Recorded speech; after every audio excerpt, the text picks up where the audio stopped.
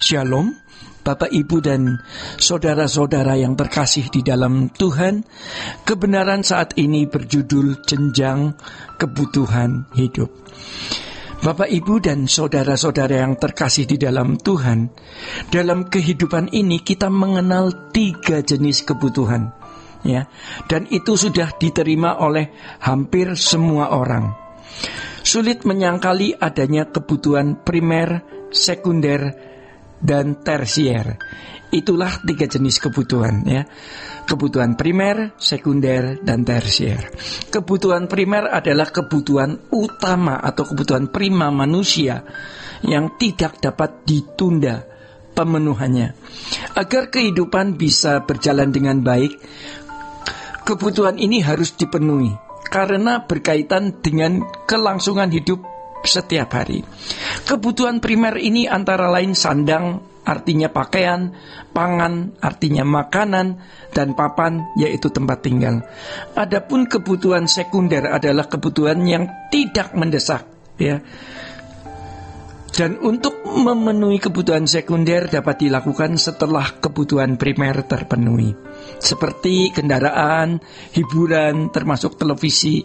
Ini semua kebutuhan yang dianggap sekunder. Setelah kebutuhan primer dan sekunder ini terpenuhi, biasanya orang masuk dalam kebutuhan tersier atau kebutuhan terhadap barang yang dikategorikan mewah, misalnya perhiasan, pergi berwisata, dan lain sebagainya. Jenjang kebutuhan ini pada umumnya membelenggu manusia. Kalau kebutuhan primer terpenuhi, lalu pasti masuk kebutuhan sekunder. Setelah kebutuhan sekunder terpenuhi, pasti masuk kebutuhan tersier.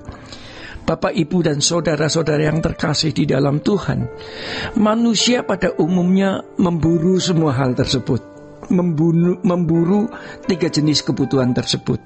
Pemburuan tersebut dipandang sebagai hal yang wajar atau kewajaran hidup. Sadar atau tidak, kita juga ikut terpengaruhi, ya, terpengaruhi dengan pola dan gaya hidup dunia yang kita warisi dari nenek moyang, orang tua, dan pengaruh lingkungan di sekitar kita. Jika kita menggulirkan hari hidup dalam pola hidup seperti yang orang lain juga lakukan, pada akhirnya tidak bisa dibantah atau jarang orang yang puas, walaupun telah terpenuhinya 3 jenis kebutuhan tersebut. Mereka seperti orang yang selalu haus untuk meneguk lebih banyak yang dapat dimiliki dari dunia ini. Orang akan selalu haus untuk dapat meneguk semua kesenangan yang dunia sediakan. Dengan cara ini sebenarnya kuasa gelap membelenggu manusia dan menggiringnya ke dalam kegelapan abadi. Pola hidup seperti ini juga ada dalam kehidupan para rohaniawan. Jadi Bapak, Ibu, dan saudara-saudara, ketika masih menjadi pendeta yang jemaatnya kecil, kebutuhan primernya lah yang dikejar. Setelah jemaat lebih banyak, uang lebih banyak, kebutuhan sekundernya dipenuhi. Setelah kebutuhan sekunder dipenuhi, menjadi pendeta yang uangnya banyak karena jemaatnya banyak, atau undangan khotbah sana sini, masuk ke jenjang tersier. Sebab pada dasarnya filosofi hidup seperti yang dikenakan orang pada umumnya juga kita kenakan. Jadi kalau berbicara hal ini kepada orang yang memang tidak memiliki niat untuk berkenan di hadapan Tuhan, akan sulit.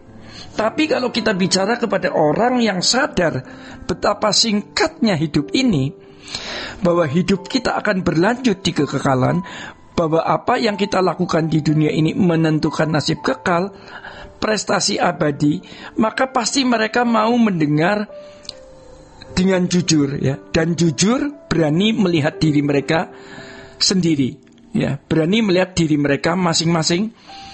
Sebagai anak-anak Allah yang dewasa, mestinya kebutuhan kita adalah sempurna seperti Bapa atau serupa dengan Yesus, agar kita layak dimuliakan. Yang untuk zaman sekarang nyaris tidak bisa dikenakan karena berat. Karena pertama, gaya hidup tersebut yang nampak tidak wajar di mata dunia. Yang kedua, karena lingkungan sekitar kita makin jauh dari keberadaan Injil yang sejati. Tetapi kalau kita mau mencapai keselamatan dan tahan berdiri di hadapan anak manusia, kita harus berani untuk berubah. Jadi kebutuhan kita adalah bagaimana kita menjadi sempurna seperti Bapa dan serupa dengan Yesus. Sebab firman Tuhan mengatakan kalau kita anak Allah, kita adalah ahli warisnya. Kita adalah Allah waris. Dalam kalimat tersebut terdapat isyarat yang jelas.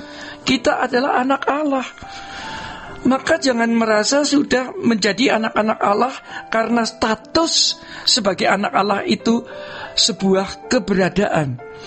Kita harus mencapai keberadaan hidup sebagaimana yang diakui sebagai anak-anak Allah, yakni kehidupan Yesus itu sendiri.